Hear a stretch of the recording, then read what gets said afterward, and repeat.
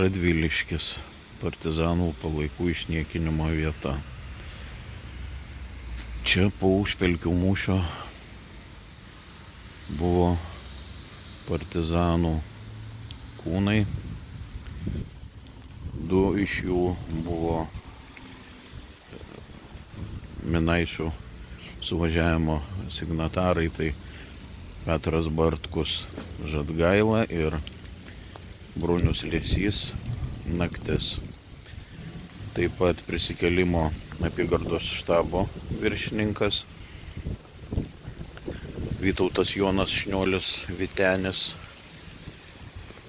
Taip pat partizanai Jonas Gedminas Girėnas ir Jonas Lušas Aitvaras.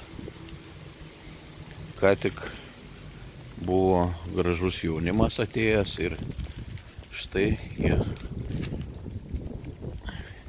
uždegė 5,